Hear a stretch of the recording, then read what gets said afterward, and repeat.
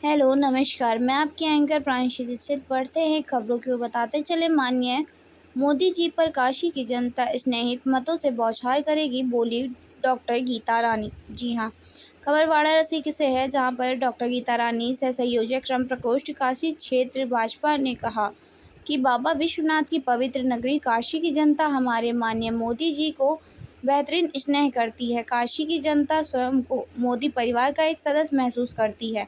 काशी की जनता माननीय मोदी जी की अतिमय लगाव रखती है। इस बार 1 जून 2024 को काशी की जनता माननीय मोदी जी पर अपने स्नेहित मतों की बौछार करेगी। मिल रही जानकारी में इतना ही। बाकी खबरों के लिए बने रहिए हमारे साथ। विपक्ष का तो यह भी कहना है कि जब काशी विश्वनाथ माननीय प्रधानमंत्री आए हुए थे, उस समय उनका शंकर जी की तरह श्रृंगार किया गया, जिससे काशी की जनता आहत हुई और काशी का अपमान हुआ। इस पर क्या कहेंगी आप? देखिए, हमारे माननीय मोदी जी बहुत ही बड़े भक्त हैं शिव जी के, और उन्होंने काफ़ी साल तक तपस्या किया है, जंगलों में भी जाकर के किया है।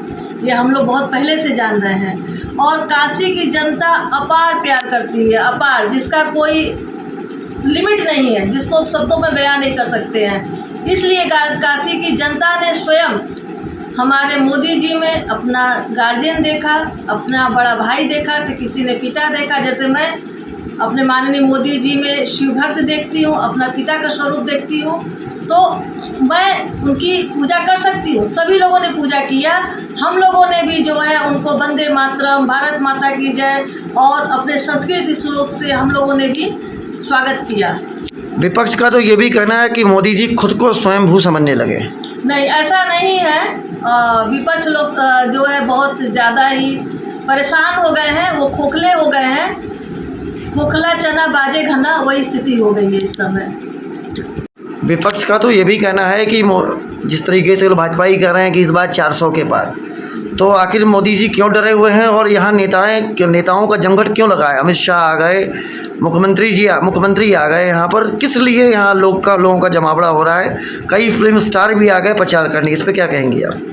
देखिए, सबसे पहले तो हम ये बताना चाहते हैं, काशी की जो जनता है हमारे माननीय मोदी जी को मोदी परिवार का हिस्सा मानती है, सदस्य मानती है, जिसमें से हम भी एक हैं। हम लोग काशीवासी अपने माननीय मोदी जी को अपार स्नेह करते हैं, बेइंतहा प्यार करते हैं। और देखिएगा, हम सब लोग काशी की जनता के लोग मतों की बौछार कर देंगे, और इस बार ऐतिहासिक जीत यहाँ से पाएंगे मोदी जी, और फिर से मोदी जी भारत के प्रधानमंत्री बनेंगे। और मैं माननीय मोदी जी को मीडिया के माध्यम से प्रधानमंत्री बनने के लिए अग्रिम शुभकामनाएं और बधाइयाँ देती हूँ। रही बात विपक्षी की, तो मैं ये कहना चाहती हूँ कि यदि कोई संसदीय क्षेत्र है, जैसा कि आपने कहा बार बार मोदी जी आते हैं, क्यों आते हैं, ये क्वेश्चन मैंने इसके पहले भी मीडिया से फेस किया है। सपोज कोई आपका एमपी है, वो अपने संसदीय क्षेत्र में नहीं जाता है, तो आप लोग कहते हैं कि संसदीय क्षेत्र को आपने इग्नोर किया, कोई कार्य नहीं किया। और यदि बार बार आते हैं, जैसे कि एक माँ है, अपने बच्चों को लाड़ करती है, प्यार करती है, तो दुलारती है, वो कहीं भी काम में रहे, बीच बीच में बच्चे के पास केयर करने ज़रूर आती है। तो हमारे माननीय मोदी जी भी हम लोग के गार्जियन हैं। हम लोग किस हाल में है, किस परिस्थिति में है, हम लोगों के हालात देखने के लिए, हम लोगों की शुभकामनाओं के लिए, हम लोग के दुख सुख में बार बार आते रहते हैं। ये अच्छी साइन है, हम लोगों के लिए बहुत ही प्यार की बात है कि मोदी जी हम लोगों के लिए आते हैं बनारस में। कल 7वें चरण का चुनाव है, क्या कहना चाहेंगे इसको लेकर? 7वें चरण के चुनाव में रिकॉर्ड वोट मिलने वाले हैं। ये हमारा परसेप्शन है, और ये होगा भी। कल आप देखिएगा, हम लोग धूप नहीं देखेंगे, हम लोगों ने हीट नहीं देखेंगे, परेशानियां नहीं देखेंगे। हम लोग लाइन में लग करके सभी काशी की जनता, चाहे वो किसी वर्ग का हो, किसी जात का हो, किसी धर्म का हो, किसी उम्र का हो, हम लोग बूथ पर जाएंगे, खुद भी जाएंगे, परिवार को ले जाएंगे, अपने साथियों को ले जाएंगे, घर के बच्चे जो 18 साल के हैं उसके ऊपर है, उनको ले करके जाएंगे, और बहुत ही बहुमत से अपने माननीय मोदी जी को जीत दर्ज कराएंगे। जिस तरीके से वेब हिट चल रही है, इस तरह मौसम है, आपको लगता है क्या वोटर घर से निकलेंगे? हाँ, एकदम निकलेंगे, क्योंकि देखिए, मैं प्रोफेशनल से एक असिस्टेंट प्रोफेसर हूँ हरिचंद डिग्री कॉलेज में। मेरे कॉलेज में भी मैंने देखा है, बहुत अच्छी व्यवस्था कर दिया गया है, बूथ वहाँ निर्माण हो गया है करीब 1 हफ्ता पहले से ही। छाजन लग गया है, वो भी बहुत चौड़े चौड़े, हमको लग रहा है 10 से 15 फीट चौड़ा छाजन लग गया है। और उसके नीचे मैंने देखा भी, एक प्रैक्टिस करने के लिए 10 मिनट तक खड़े होकर के, तो हीट कम लग रहा था, हवा ज़्यादा लग रहा था, तो हमें नहीं लगता कोई दिक्कत होगा।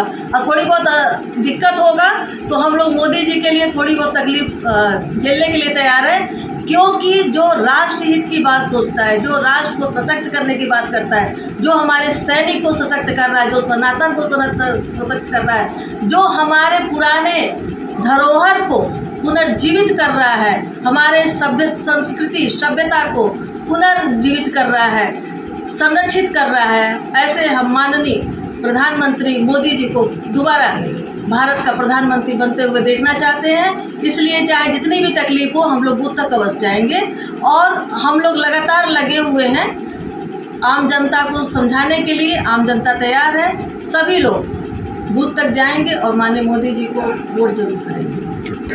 डॉक्टर गीता रानी, सह संयोजक श्रम प्रकोष्ठ, भारतीय जनता पार्टी। कल 7वें चरण का चुनाव है, क्या किस नज़रिए से देख रही हैं उसको और क्या हालात होंगे कल के?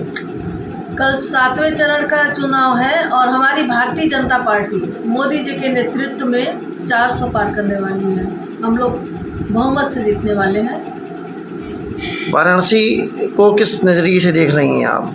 वाराणसी में बहुत काम हुआ है। मोदी जी ने इंफ्रास्ट्रक्चर चेंज किया हुआ है, हॉस्पिटल के हालात अच्छे हुए हैं, नगर निगम के हालात अच्छे हुए हैं और अभी रोपवे भी बनने वाला है। हमारे घाटों का रिपेयरिंग हुआ है, पुनरुद्धार हुआ है, इतने सारे काम हुए हैं। और विश्वनाथ मंदिर धाम जो बना है, उसकी वजह से काशी वासियों की जो आर्थिक स्थिति सुधरी है। एक तरह से हमारे मोदी जी ने काशी विश्वनाथ धाम को बना करके एक आर्थिक इनकम का व्यवस्था बना दिया है। माली है, व्यापारी हैं और रिक्शा चालक है, ऑटो चालक है, सभी लोगों की इनकम बढ़ गए हैं पहले के कंपेयर में। विपक्ष का तो यह कहना है कि भाई यहाँ कोई भी काम नहीं हुआ, यहाँ कोई भी रोज़गार नहीं मिला, जो भी रोज़गार मिला है गुजरातियों को रोज़गार मिला। इस पे क्या कहना चाहेंगे आप? नहीं, ऐसा नहीं है। देखिए, रोज़गार की बात आते हैं, मेरे पास आंकड़े भी हैं, समय भी हो आपके पास है तो उस पर डिटेल भी बात करेंगे। हमारे मोदी जी ने 2014 से लेकर 24 तक 9 लाख लोगों को सरकारी नौकरी की भी हम बात कर रहे हैं, सरकारी नौकरी दिया है। जबकि 4 से लेकर के 13 तक की हम बात किया जाए, 2004 से 13 तक, तो कांग्रेसियों ने करीब 6 लाख सरकारी नौकरियां दी थी। अभी तक इन 10 सालों में 6 बार रोजगार मेले लगे हुए हैं, जिसमें प्राइवेट जो अच्छी कंपनियां हैं, विदेशी कंपनियां, देशी कंपनियां, सॉफ्टवेयर कंपनियां हैं, हर साल 70 से 75 हज़ार लोगों को नियुक्ति पत्र दिया गया, ये रिकॉर्ड है। तो करीब 4.5 लाख आपको प्राइवेट नौकरी दिया गया। हमारे मोदी जी स्वरोजगार को बढ़ावा देते हैं। आप भी जानते हैं, हम भी जानते हैं, देश की आर्थिक स्थिति तभी बढ़ेगा जब स्वरोजगार बढ़ेगा। और स्वरोजगार को बढ़ाने की वजह से 2014 से पहले की बात किया जाए तो देश में केवल 350 स्टार्टअप थे, आज के समय 1 लाख स्टार्टअप है। तो कहीं रोजगार की कमी नहीं है। स्वरोजगार को बढ़ावा दिया जा रहा है और उसके लिए ऋण दिया जा रहा है और नौकरियां भी लगातार दी जा रही हैं। विपक्ष का तो ये भी कहना है कि इस बार सरकार कांग्रेस की बन रही है, मोदी जी झोला लेके जा रहे हैं, वापस हो रहे हैं। देखिए, अब उन लोगों का ये ऐसा परसेप्शन है, लेकिन वो गलत है। मोदी जी ही आ रहे हैं और ये 100% हम कॉन्फिडेंस के साथ कह रहे हैं। हम लोग 400 पार भी कर रहे हैं। पटना से आगे पाटलिपुत्र में जब मोदी जी अपनी स्पीच दे रहे थे तो उन्होंने कांग्रेस के प्रति एक शब्द यूज़ किया कि कांग्रेस मुजरा कर रही। इस पे क्या कहना चाहेंगे आप? देखिए, ये मोदी जी ने कह दिया है, कभी कभी हो जाता है, ऐसे शब्द निकल जाते हैं और ऐसे शब्द के लिए हम तो बहुत छोटे कार्यकर्ता हैं। हम माफ़ी मांगते हैं भारत की जनता से और पाटलिपुत्र जनता। विपक्ष ने तो ये भी कहा है कि मोदी जी जो है इस बार चुनाव के बाद फिर अपना झोला बिस्तर लेके फिर से यहाँ से चले जाएंगे गुजरात, और इस समय वो पूजा पाठ करने के लिए कन्याकुमारी में बैठ गए। इस पे क्या कहेंगे? नहीं, ऐसा नहीं है। देखिए, हमारे देश की सनातन संस्कृति की परंपरा रही है, जब भी हम लोग विजय के लिए जाते हैं, पहले भी हम लोग जब विजय के लिए जाते थे, हमारे रामचंद्र जी भी जब लंका पे चढ़ाई करना था तो उन्होंने भी 9 दिन का शक्ति माँ देवी का आराधना किया था, पूजा किया था। इसी तरह से ये हमारे भारतीय संस्कृति में है कि जब हम लोग आज जो युद्ध है ये सामने वाला युद्ध नहीं है, ये लोकतंत्र का युद्ध है, शांति से लड़ा जाता है पक्ष विपक्ष में। तो हमें जीतना है, जीतने के लिए आध्यात्मिक शक्ति चाहिए, उसके लिए हम अपने आराध्य की आराधना करते हैं। तो हमारे मोदी जी शिव भक्त हैं, रामकृष्ण भक्त हैं और अपने भगवान की आराधना करने के लिए कन्याकुमारी गए हैं और इससे उन्हें डबल शक्ति प्राप्त होगा और वो डबल शक्ति के साथ आएंगे और फिर से पूरे भारत की जनता का जो उनका परिवार है उनकी सेवा करेंगे।